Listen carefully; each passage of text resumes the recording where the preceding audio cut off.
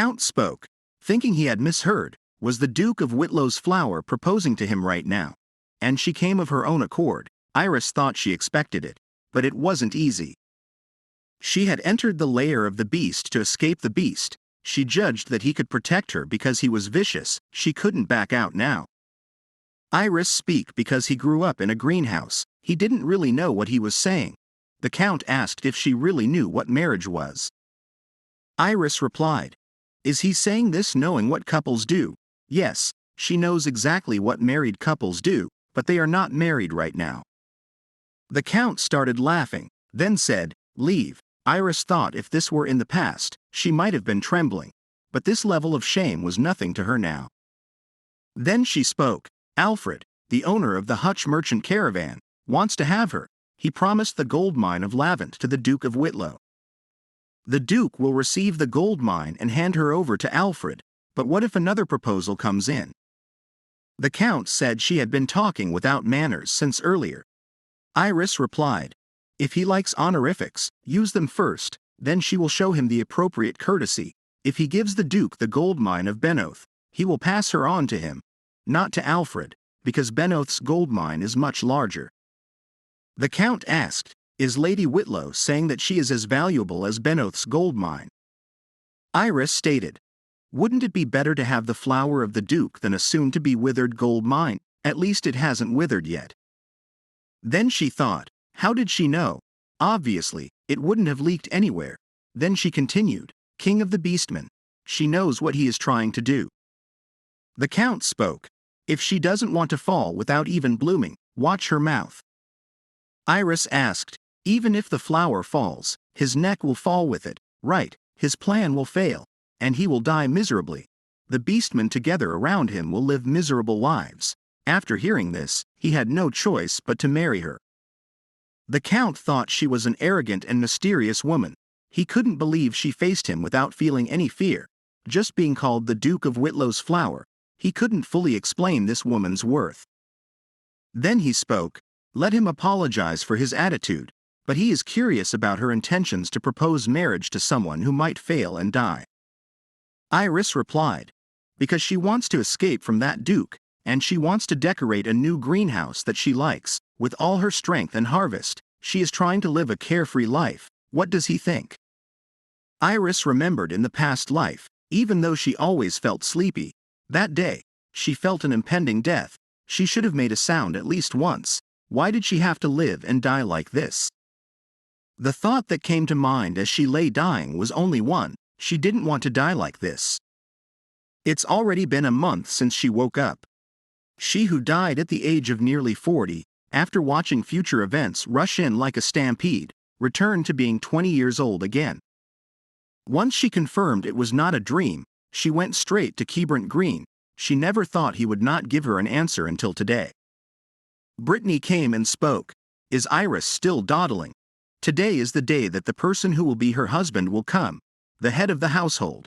What was his name? Oh right, Alfred. First impressions are important. Now, how about wearing this today? Your mother was a slut. But since they have hidden that well and found someone who wants to marry her, shouldn't you treat that man well?" Iris replied, "Your father says the same things."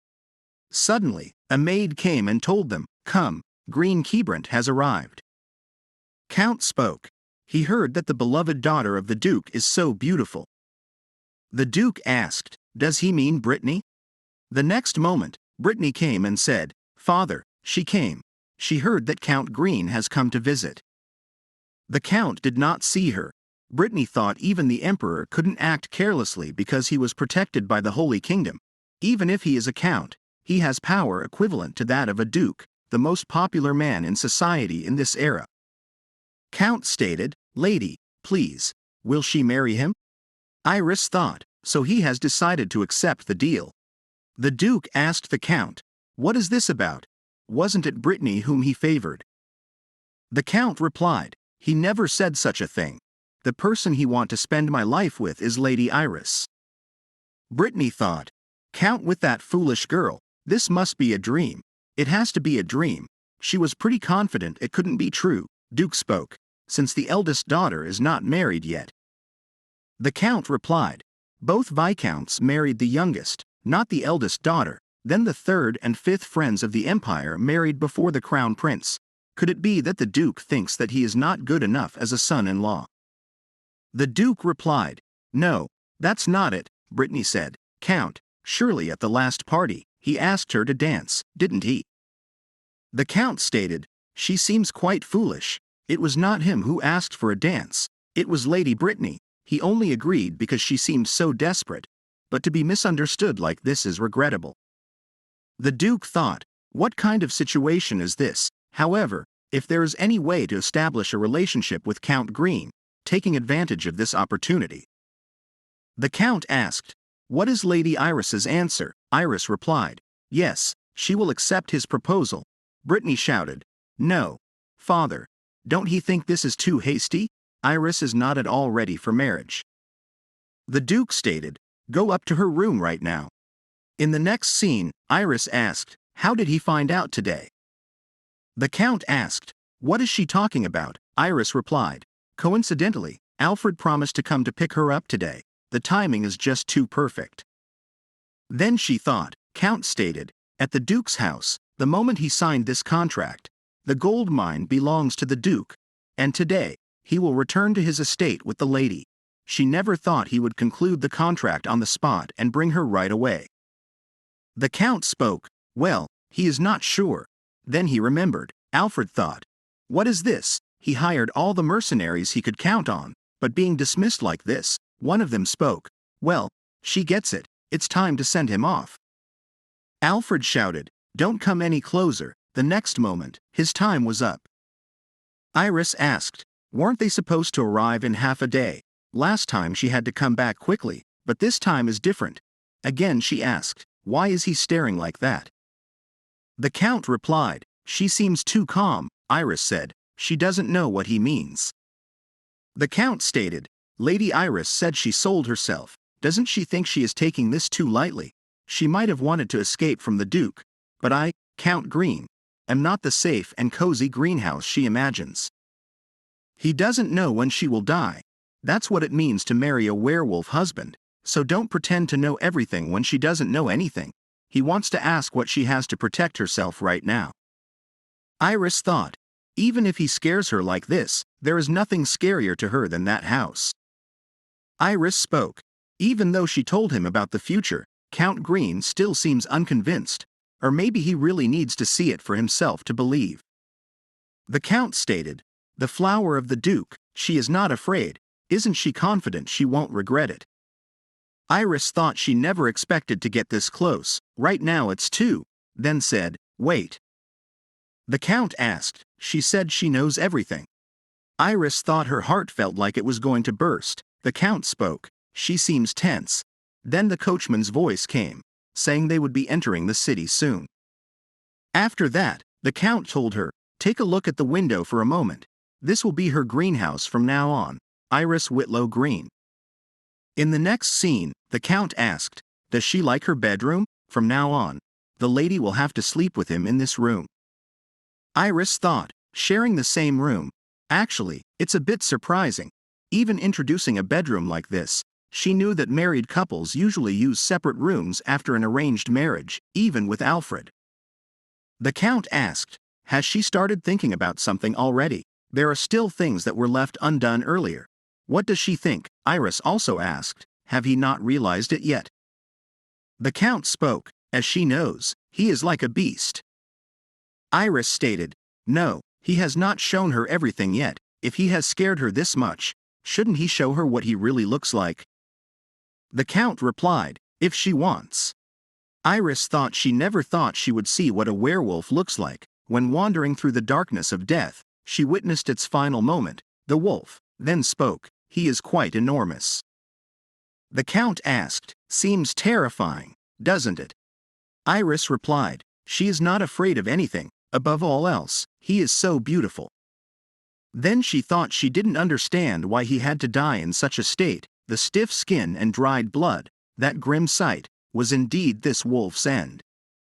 He had spent his life sacrificing to protect sacred relics, but he had to die coldly just because he was a beast. How unfair and irrational that is.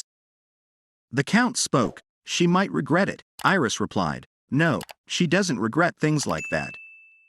The Count said, really, she doesn't have regrets even like this. Iris thought. What? Then she screamed so loud. After some time, the Count's staff members came and asked, what's wrong? Lord, why is he behaving like this?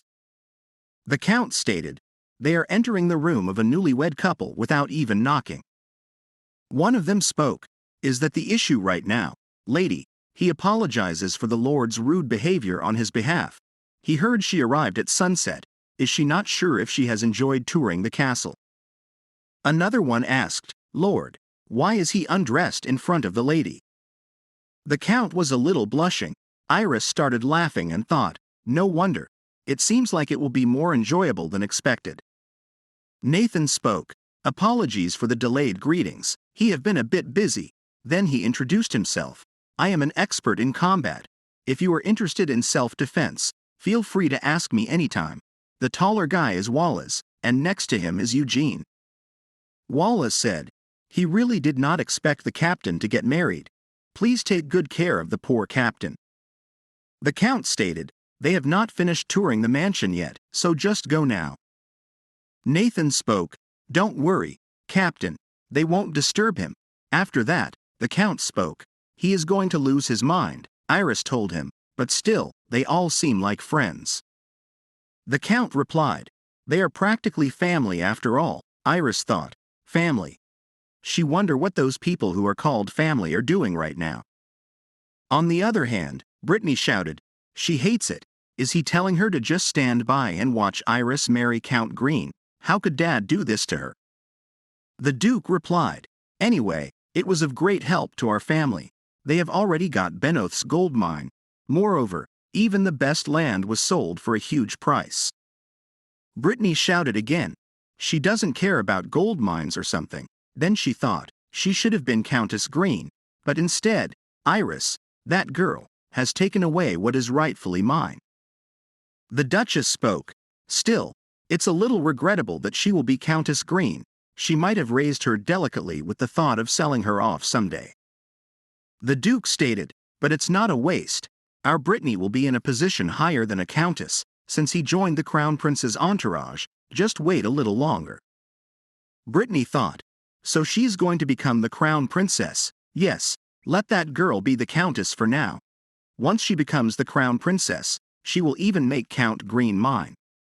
She just need to finish writing the letter. Being loved is my role. Iris is most beautiful when she is scrubbing the floors. In the next scene, the Count spoke.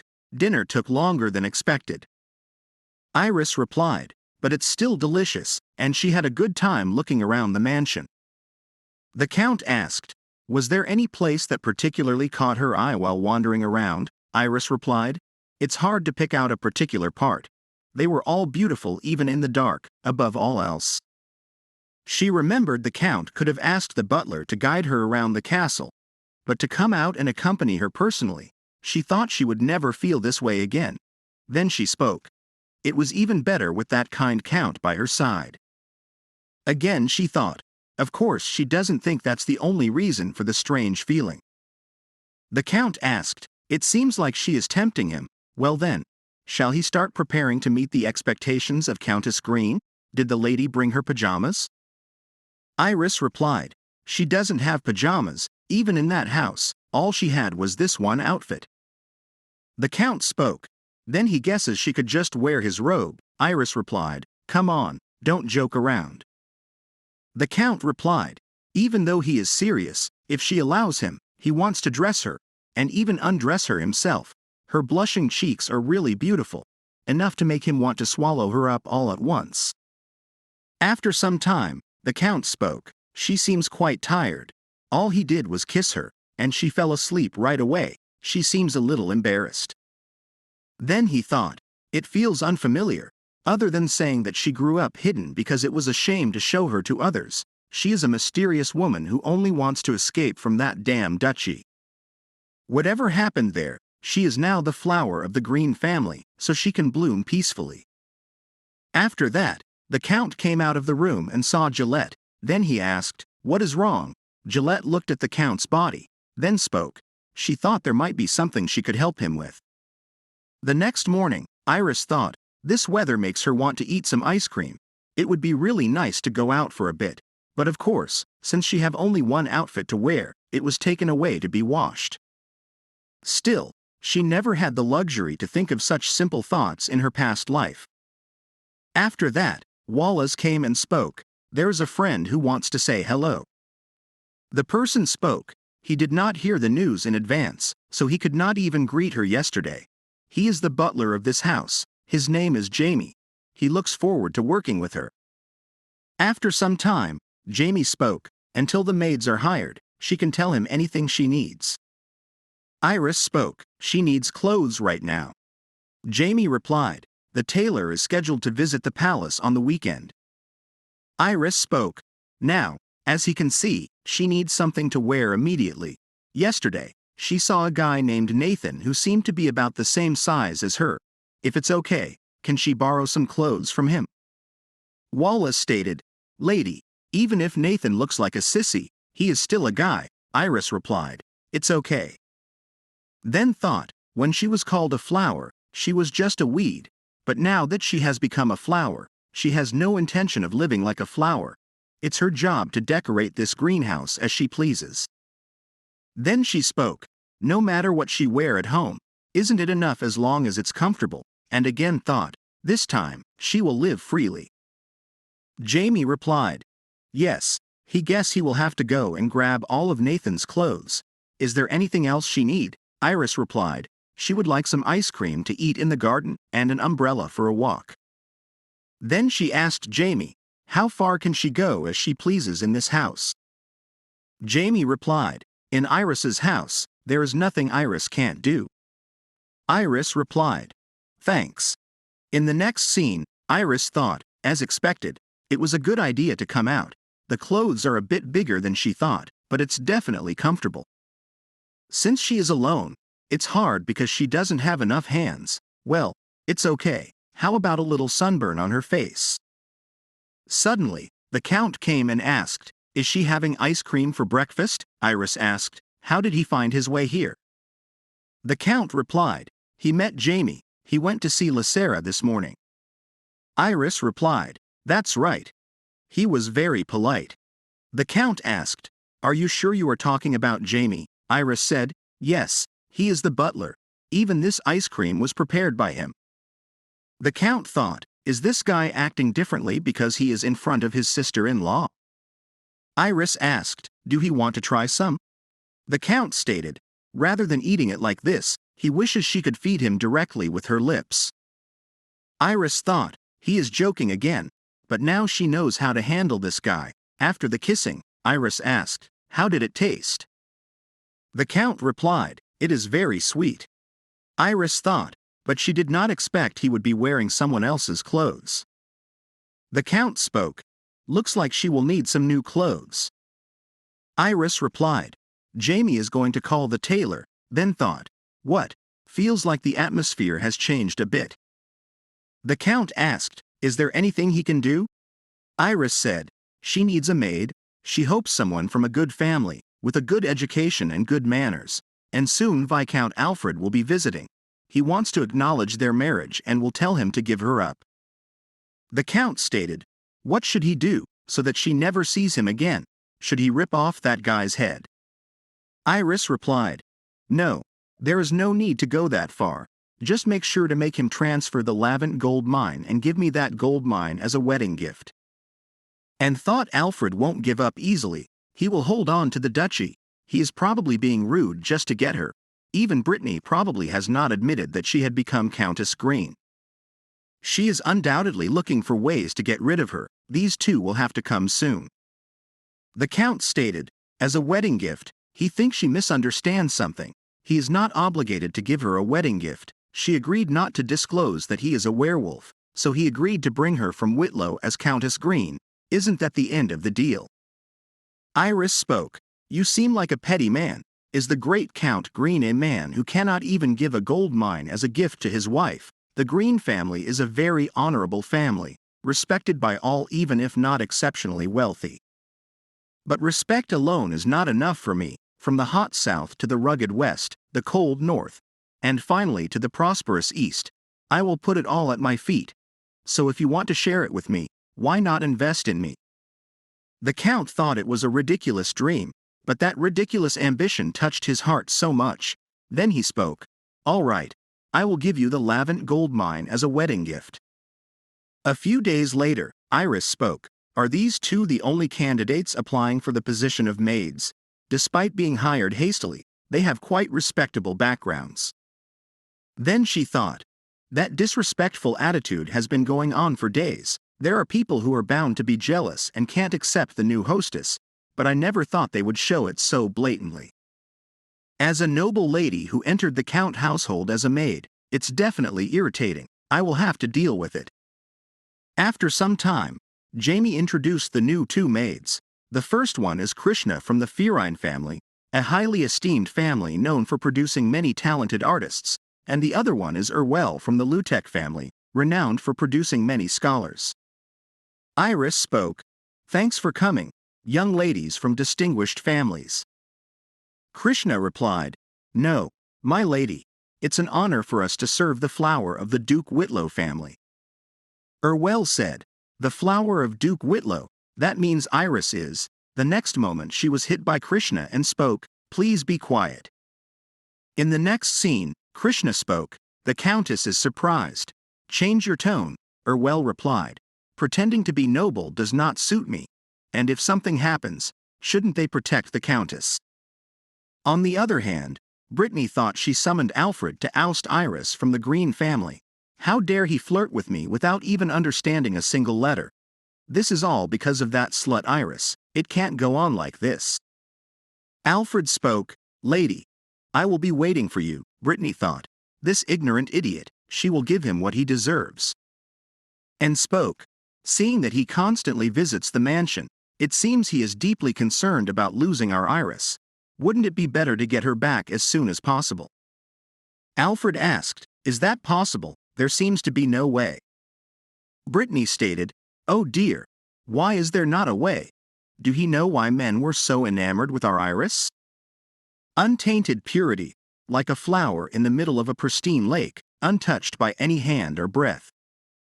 But what if she had actually passionately loved someone? If her innocence had already been tainted by someone, will Count Green, as a man, really accept Iris? Alfred asked, But who would believe that? Brittany replied, Don't worry, he have the Whitlow family behind him, and we will make the words that come out of his mouth true. The next scene, Iris thought it's been a few days since the maids arrived. Both of them were adapting very well.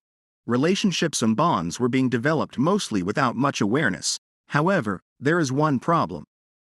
Then they heard the clash between Gillette and Erwell. Krishna asked, Lady, can I go and mediate between them? Iris spoke, They don't miss a day without fighting. Then thought it's not Erwell's fault. It's a clash between Gillette, who temporarily took on the role of the hostess in the absence of the lady of the house, and the new maids. Things are getting more and more annoying. Erwell came and shouted she doesn't understand. Krishna spoke, Behave, Erwell replied, Okay, I got it. Then spoke, Lady, I have something to say. While trying to complete the task you assigned, there were conflicts with Gillette. There is just too much interference every time. She said she is doing it by herself, so she can explain it much more easily. So, if they need help or advice, Gillette says to ask her, not the Countess. Iris thought that was impudent, and spoke, That's quite a helpful suggestion. We need one more maid, and it worked out well, didn't it? After some time, Gillette thought, Why did Iris summon her? She had been waiting for 30 minutes already. What could she possibly want from her? Iris came and asked, Isn't that right, since you are not showing enough courtesy when meeting the hostess, or is it different than what you thought? Iris thought Gillette is a member of the Merdy family. She becomes a count's maid and lives at the Green family mansion. It's uncommon for a daughter of an aristocratic family to become a maid in a mere count's mansion, but if she had to pinpoint one reason. When the intentions are clear, I think I know what she believed and why she was so reckless. With a decent appearance, one would surely have confidence. But if it were me in that situation, then spoke, "What is she doing?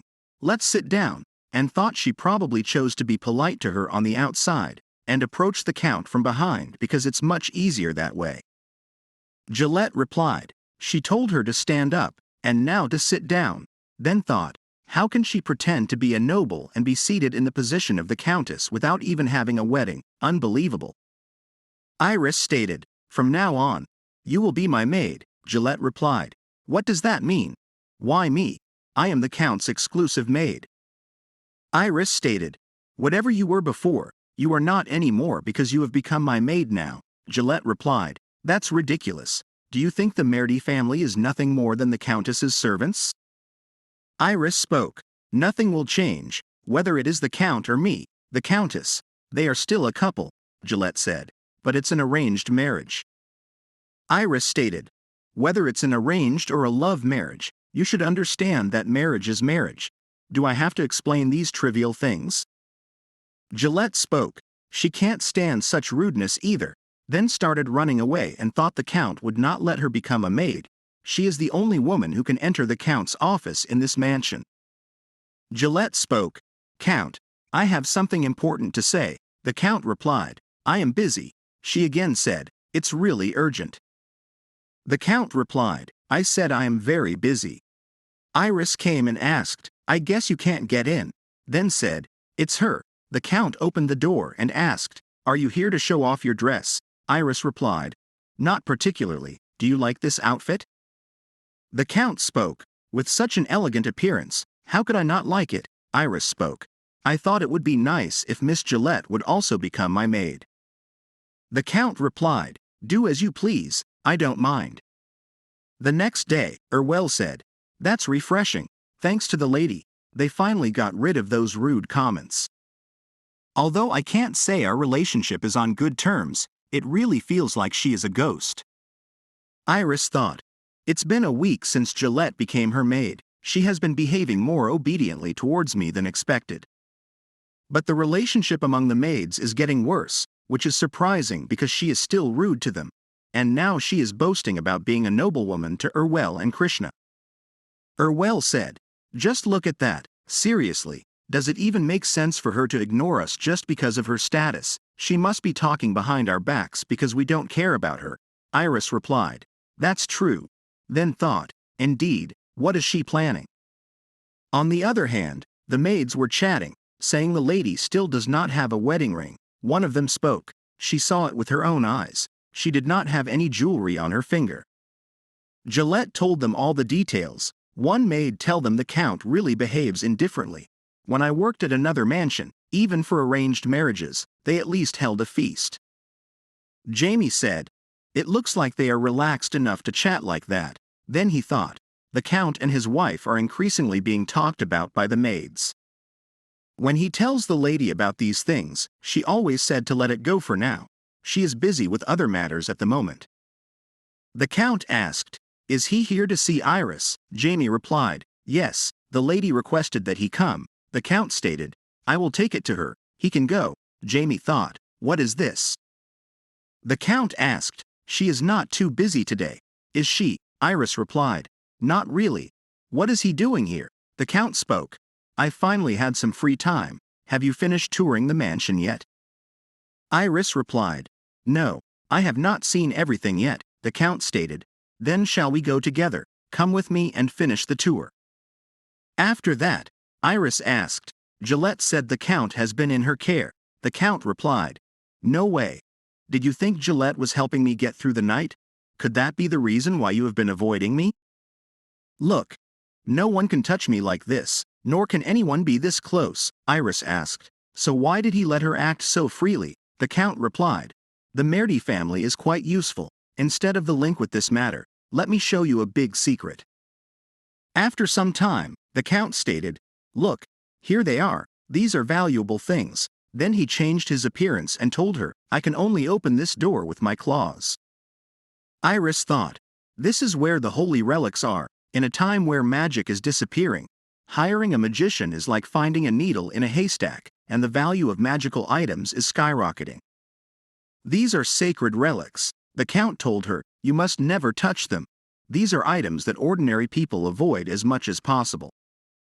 Suddenly the Count stated, "It looks like the guest we were waiting for has arrived." On the other hand, Viscount Alfred said, "That was why the lake, where we had our first kiss, I can still vividly see Iris's eyelashes quivering at that time. How beautiful and lovely it was. That's when I made up my mind to marry none other than Iris, and Iris must have felt the same way. But how did it end up like this?" Then he thought, "I guess that is enough for now. After all that frivolous romance, I can't believe I reacted to a trick like this." Then the Count came and said, "It has not been long since the guest arrived. Apparently, while I was out, he chatted a little. Well, anyway, the gold mine that you are planning to hand over to the Duke, let me buy it." Alfred replied, "Why are you suddenly bringing this up out of the blue?" The Count said, "I will offer a good price. How about 10% above market value?" Alfred said, "No, listen to me." The Count stated, "I don't want to talk about anything other than the gold mine." Alfred said, "Iris is my woman, you bastard.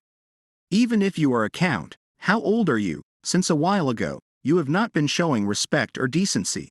Just because you took her from me, you think you are something." The Count replied, "I don't think this conversation is going anywhere." Alfred shouted, "I can't let this go. There is no way Iris would be happy with someone so domineering like this. It's obvious from the way you behave. You will make her unhappy, but I can make her happy, not you who suddenly appeared." The Count stated, "I think it's best to change the location of this conversation." The next scene, the Count spoke, "Calm down. If someone saw, they would think I was torturing you. I just wanted to buy the gold mine from you, but the things that come out of your mouth, saying Iris can't be happy with me, that I will be domineering to her." Alfred said, "Did you think I would shut my mouth? I won't give you the gold mine. I will go to the Holy Kingdom and formally complain to the Pope." It was not enough that the Count took my bride by force. He also locked me up in the torture chamber. The guardian of the sacred relic mansion is like this. The Count stated, "I really can't listen to your nonsense anymore. Did you really think you could escape from here safely and meet the Pope?" Alfred remembered those three of them, and spoke, surely even back then, the Count.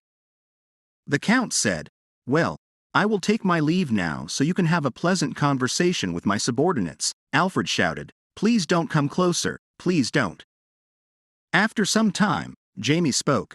Viscount said he would sell the gold mine. Iris replied, "All right, Jamie will take care of the contract."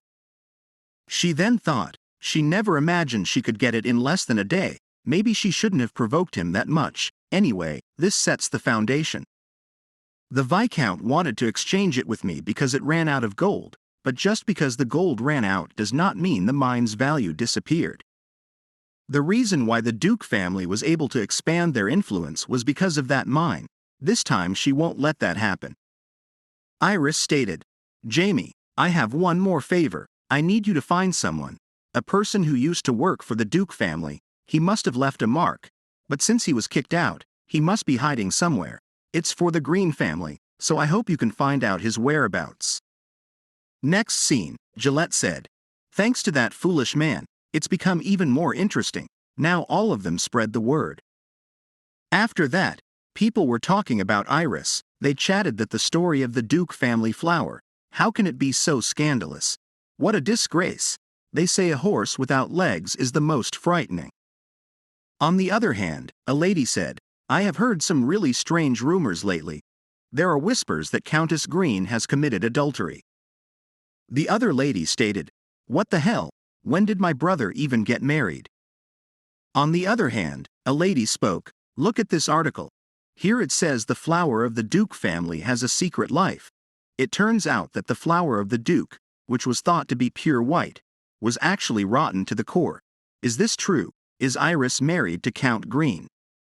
Brittany replied, "Yes," then thought, "Even if I die, I can't tell her that Count Green came first and proposed to Iris. I never thought that Viscount Alfred would succeed in getting Iris from Count Green.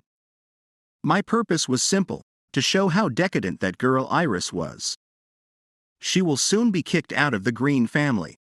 The lady asked, "Did she know Gerathian?" Brittany replied, the fearsome younger sister of Count Green. The lady spoke, yes, and this news has already reached her ears.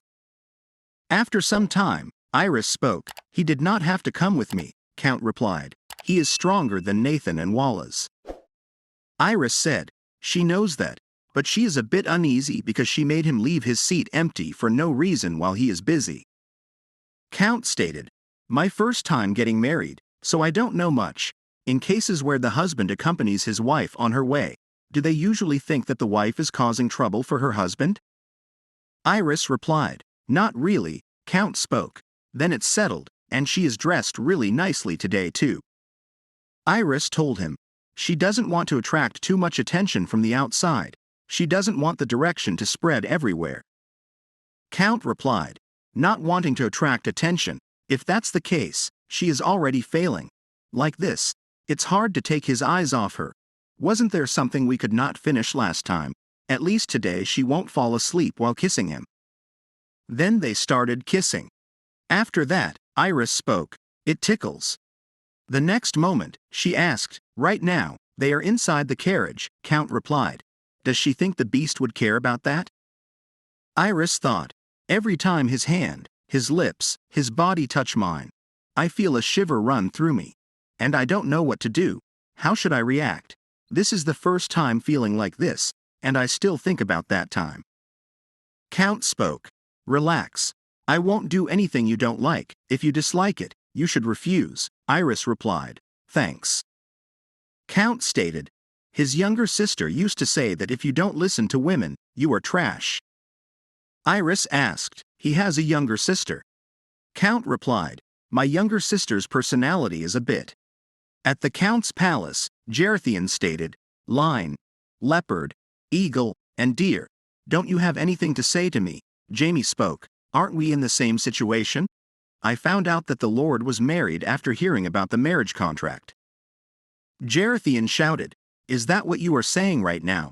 Shouldn't you have told the family even if it was late? She doesn't care about any update.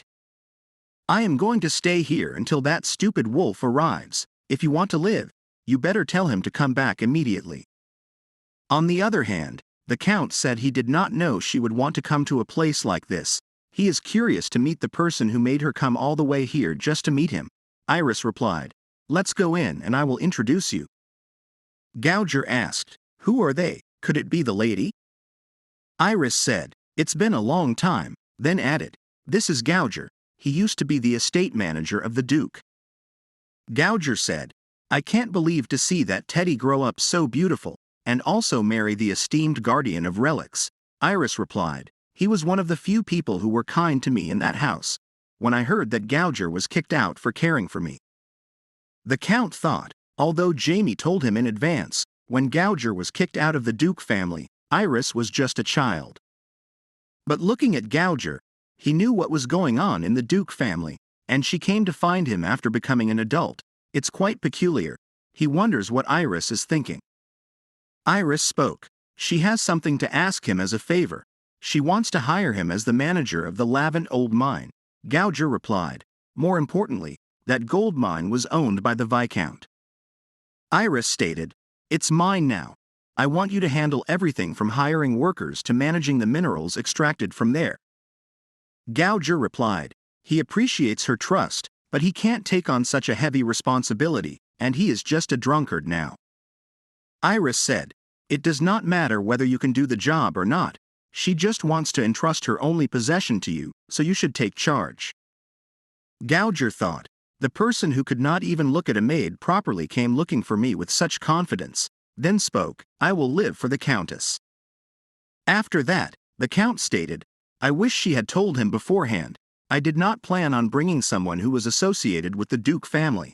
I also have several trustworthy subordinates. Iris replied, it's not about bringing him into the mansion. It's hiring him for my gold mine under my name. Above all, your subordinates will always be yours. They cannot be mine. They may not be able to kill you for me, but they can kill me for you. She then thought, Gouger is exactly the person she needs in this life. She did not know it would be this hard. Then she spoke, a man who interferes too much with his wife's affairs is not attractive. The Count replied, Okay, it's nice to have a charming husband to watch. After some time, the Count told her, my younger sister is at the mansion now. It's probably been about a day already, perhaps because of Alfred and your reputation. I think she may have found out that I was married and come to see me. Iris thought, husband's family.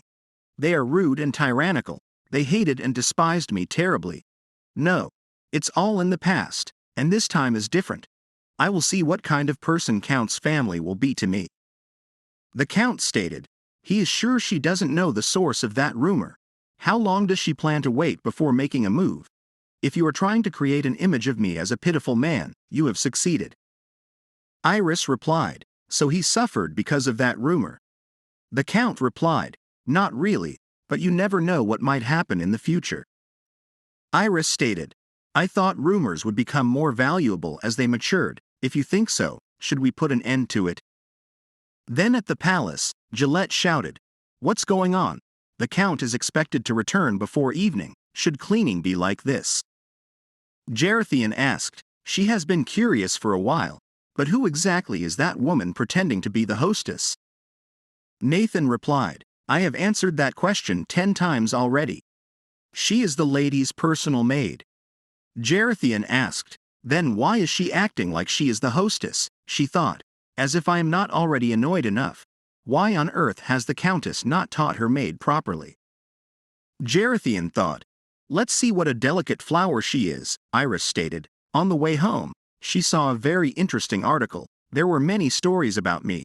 I believe that the source of this article is not someone from our household. Of course, if they are my people, that's how it should be, right?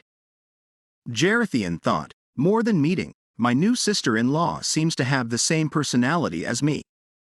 Scene change, the Count said, I completely forgot. I had a lot of thoughts on my mind. Then he thought, the moment I saw her face, honestly I did not think of anything else. Jamie spoke, if the captain is so distracted, it would make my job harder. The Count stated, this is tricky. I guess I need to talk to Jen. Jamie replied, but Captain Jen won't want to talk. She said she had her feelings, but our parents still don't know either. What kind of mess did that stupid wolf make? You don't even want to see her brother. Who carries his head around only for decoration, so call her only when it's dinner time. Please write a letter to Count Nobik. That's the only way to be a good son. After some time, the Count spoke. Sorry for having dinner with Gerathian without notice, Iris replied. It's not something you should apologize for. The Count told her, before you meet Jen, there is something I need to tell you. I have 2 younger siblings. Jen is the youngest in our family, so she is a bit immature. Nathan spoke, actually, very difficult. I want to have dinner with you too. Who knows what that difficult mind said to the Countess?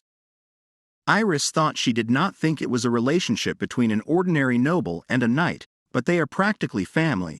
But what kind of personality does Gerathian have that makes everyone worry like this? Nathan said, whatever Jen says, just let it pass because there is nothing really worth listening to. If it gets too bad, I will kick her ass. Iris spoke, kick her ass? She is a lady. Suddenly both of them were shocked. Nathan thought, what did he just hear? A lady. The Count spoke, actually, Jen is a bit bold. After that, Iris thought she realized the meaning of the word bold the moment she met her. The Count tried to introduce Iris, but Jen spoke, stop talking, brother. Then said she wanted to hear your wife's voice, not yours. Iris introduced herself. Jen asked if she could call her sister-in-law. By the way, I was really surprised. I never thought someone like my brother could get married. But really, why did you marry my brother? How are you planning to live with that fat dog? He did not even inform our parents that he is already married. Iris replied, the reason I chose him is because I like him. His eyes are like a cloudy sky, his eyebrows as if they were painted on, his sharply sculpted jaw, his low resonant voice, his cool refreshing laughter like a breeze. I love every single thing about him. I want to see it all for the rest of my life. Then she thought, perhaps when he said she should apply ointment to that wound. Otherwise it will leave a scar on that day's calf. She might have liked him a little then. Jen spoke, Yes, I can see, sister-in-law. Well, you know everyone has their preferences. You like each other so much that you hastily held a secret wedding, but couldn't you have at least invited the family? The Count stated, "We did not have a wedding. We just registered our marriage." Jen shouted, "Are you crazy, fat dog?" Then at night, the Count asked, "What is she scheming? This is not like you." Jen replied, "You are upset even though I want to get to know her better. I mean no harm. So don't worry, I just want to see if she is suitable for our family. So far she has passed about 50%. Anyway, brother, that's not the issue right now. Do you know what kind of rumors are circulating about the Countess?" The Count replied, "I know." Jen spoke, "I understand that the rumors are not true, and I believe that my sister-in-law has her own thoughts and is just observing for now. But if things continue like this, the situation will only get worse." The Count asked, "Then what should we do?" Jen replied, "You need to make it clear to those women who envy the flower of the Duke, who took the place beside Count Green. Show them the Countess Green is not being looked down on by Count Green, but is loved enough to have such a grand and luxurious wedding. Leave the preparations to me, I will handle it." The next day Iris thought, "I feel like the Count is getting scolded, but it turns out there was not much for me to worry about." This book has the history of the Holy Kingdom, describing how long ago the Holy Kingdom came to reject the Beastman. It was well known that a Beastman was expected to be the next pope. However, it was only later found out what kind of Beastman he was, and that was the starting point of the first Beastman rebellion. The Beastman who was becoming the pope was actually transformed into a mouse, and the fact that the future pope transformed into a mouse, which is known for spreading disease, caused a scandal. Although that Beastman was a righteous and honest person with deep faith, he could not suppress the public perception of mice as filthy animals. Even the Pope turned his back on him, leaving Beastman isolated in the kingdom. He was deeply hurt by the change in treatment and eventually gathered similarly afflicted Beastmen, and started the first Beastman rebellion against the Holy Kingdom. The Count came and asked, "Shall we take a walk, just the two of us?" After some time, Iris replied, "I did not know you had such a cute nickname." The Count said, "Fatty dog. Actually, I have been able to transform since my birth, so I did not think it was strange. Thankfully, my parents and family accepted me as I was. But as I got older, I realized I was an outcast in society, and that if my secret was discovered, I ought to be killed." Iris thought, this happened to him too. "When I was in my wolf form, I did nothing but eat and sleep all day. I got so chubby that Jen started calling me that." Iris spoke, "I apologize. I did not know there was such a story behind it." The Count replied, "It is nothing for you to apologize for.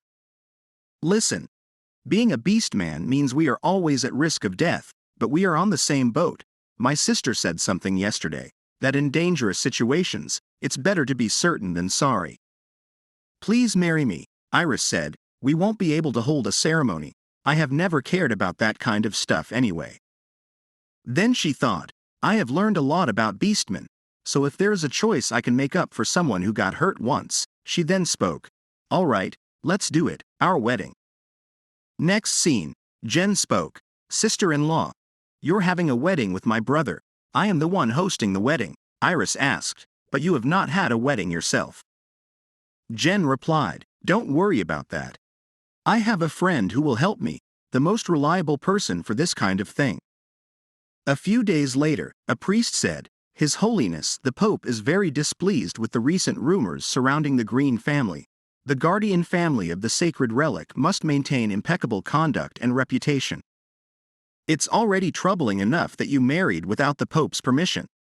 The Count spoke, "He did not know my marriage was such a matter that it required the Pope's approval." The priest said, "Do you realize how highly the Green family is regarded? It's thanks to His Holiness the Pope." The Count stated, "It's not benevolence, it's necessity. The Green family is the only bloodline that can handle the sacred relics without harm, the only family capable of finding, storing, and protecting the sacred relic." The priest said, "He is the representative of His Holiness the Pope. Show some respect. Countess Green is not a legitimate wife. You married without the Pope's permission. The Pope has commanded that you divorce Countess Green. The Count thought, that old man would not say that, it must have come from someone's narrow-minded head. I can guess who it is without hearing. Foolish people. The Count stated, what if the rumors about my wife are not true? If the rumors are true, and I have tarnished God's name, I will take responsibility, and I will die with her. But if it's not true, false rumors that have dishonored my wife, the Green family, and me, His Holiness the Pope will have to attend our wedding in person, give my wife his blessings, and formally apologize. The next day, Iris thought, the Count made a bold move. The Pope did not even attend the wedding of the Emperor of the Empire. He just sent a letter of congratulations, and his blessings were enough to make the Emperor feel honored. And yet, to demand that he come in person to bless and apologize to me, with my husband stepping up like this, I need to start taking actions too. After some time, people were chatting.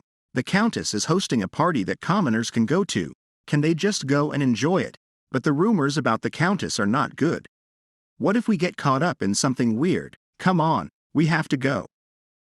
Maids were chatting. We can go too, right? If they don't have anything urgent, they can just go and have fun at the party.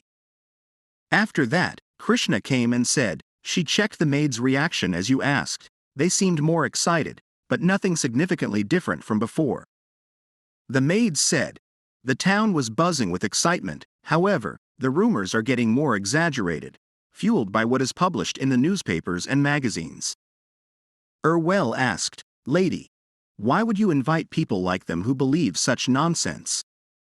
Iris replied, the reason for having a party, maybe it's because fruits are most delicious when picked at their ripest. If you wait too long out of greed, they will just rot on their own and spoil, called Jamie. We need to make this party perfect. After some days, the Count said, she looks exceptionally beautiful today. Iris replied, she was worried it would not suit me, but that's a relief.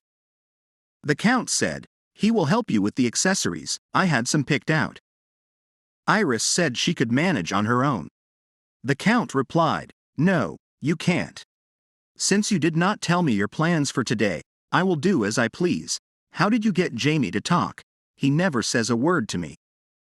Iris stated, Jamie just folded his wings on his own. I guess it's because he learned well from his master. The Count asked, how did you know that Jamie could turn into an animal? Iris thought this was something she was not supposed to know either. The Count stated, well, I know you won't tell me this time either, but someday I hope I get the chance to know. Iris thought, someday will I be able to tell him, I already lived once, and I died once, but the life that should have ended did not end but continued into a second. Who would easily believe that? Even if they did, who knows how they would treat me? I still don't have the strength to protect myself. The Count said, there you go, up thinking again. While I am doing this, do you have time to think about other things? Let's stop fooling around. Shall we go now? On the other hand, Gillette thought she did not expect even the nearby noble ladies to come. It turned out well. They must be curious about the person behind the rumors. Anyway, it does not seem like there is much to say about noble ladies. Today I am the most beautiful one here. Suddenly, she was shocked. The Count and Countess had arrived, Iris said. She did not expect so many people to come. I am truly delighted. People thought, they are so beautiful. How can they be so handsome and beautiful like that? Gillette thought, why is everyone so shocked? They don't seem to be doing anything special. It's not a big deal. Why are they making such a fuss? I can't stand it. Then she said, he has arrived. Count, I have been waiting for a while. Other nobles whispered. Why is she dressed like that here? Her father asked. Why is our daughter wearing such clothes? Gillette continued, thanks to the Duchess of Whitlow for hosting such a grand party. It's all thanks to the invitation from you, my lady. Iris replied, I don't recall specifically inviting any guest, since it's a party where everyone can attend. There is no need to thank me. After that, Iris stated, all right, everyone. Thank you for attending the party today. Please have a pleasant time. Suddenly, a reporter asked, "Does the Countess know about the recent rumors surrounding the Countess?" Iris said, "Count, I will handle this." Then she said, "How rude of him." The reporter replied, "He apologizes. But wasn't this party arranged to clarify the truth behind those rumors?" Iris stated, "Why would I clarify those rumors? Those who have already heard sensational news will believe only what they want to believe. It's my personal issue. It is not written up just for my husband and family to know that it's nothing more than malicious gossip." The reporter asked, "But since someone was sent to investigate the truth of the rumors by the Holy Kingdom, isn't that a matter that can't just be brushed aside?" Iris asked, "Which newspaper did you come from?" He replied, "Whitink from Ellerbo. I request an interview with the Countess, Green." Iris thought, in her past life, Whitink was at the center of controversy due to its impolite reporting, but it is known for its trusted articles, and I hold him in high regard. He wrote about how cruel it is for this world to think that the Count was killed, just because he was accused in his past life. The reporter who protested through their article angered the emperor and was executed. Now he must be curious about the truth of my story. The Count may not like it, but even his displeasure is necessary for me right now." Then she said, "It's okay. They also have so much affection that they want to take an interest even in my personal affairs, so I have to agree." Jamie introduced himself, so rather than the Countess stepping forward herself, "Shall I investigate the truth behind these rumors? You, from the magazine that wrote the first article about the Countess. Who did you hear that from and write it down?" The reporter replied, "It's not like I heard it from someone, but it was just a rumor." Jamie continued, "Then the newspaper journalist over there, you are the first newspaper to publish an article about this rumor." The journalist replied, "Yes, I conducted an interview. She is the one who told her the story." The lady replied, "No, I just heard about it too, from that person." Then many of them said they heard it from this person or that person. Then one lady spoke, she heard it from Gillette. Then Gillette spoke, she also heard it from the maids. The maids saw it for themselves. Jamie stated, "That really can't be true. There must be a reason why I don't believe you." Gillette shouted, "No, I am telling the truth. The Viscount also said so. Originally, he had that kind of relationship with the Countess." Jamie said, "So I personally summoned the Viscount. Now shall we try to piece together the puzzle of the story again?" Alfred said, "How dare I say such a thing?" Gillette, on the day she visited Count Green, kept talking about how passionately she was in love with the Countess. Alfred shouted, "He never said such a thing. That was not something members at the Count's estate would say." Gillette said, "She really heard it from him since the maids were also there that day." Jamie replied, "I have already asked them, but the maids said they did not hear anything." Suddenly, Gillette's mother and father stated, "Countess and Count, we have raised our daughter wrongly. Please forgive us. Please have mercy." Iris said, "Well, isn't Gillette too old for her parents to apologize on her behalf?"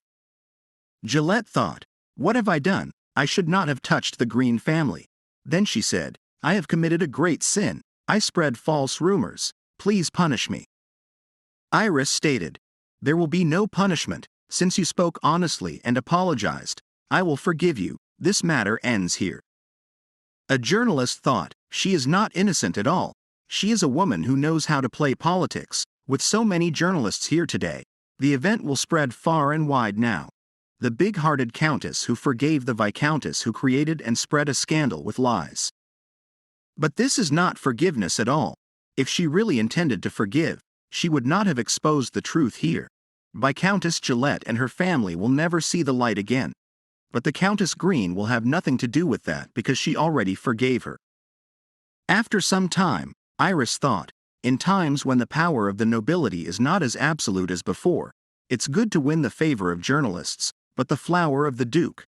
When will I be able to get rid of that title? The Count came and said he thought he might as well take a bath and raise a toast with her. Then he told her, "Jen seems to be doing well. She has already sent invitations to the people on the list. The issue with the Holy Kingdom has been resolved. Now only blessings remain." Iris thought she felt like she was being loved. Then they started kissing, the Count touching her body. Iris thought she wished the Count would touch her more, then said, if just a little bit. The Count stated, no, since the wedding is set, not until then. Iris thought, I want to become one with this person. I have opened up to him a lot in the meantime. Since when was it? When exactly in this lifetime? The reason is a long time ago. From that time already, I wanted him. Like this video. Hit the like button and subscribe for more videos.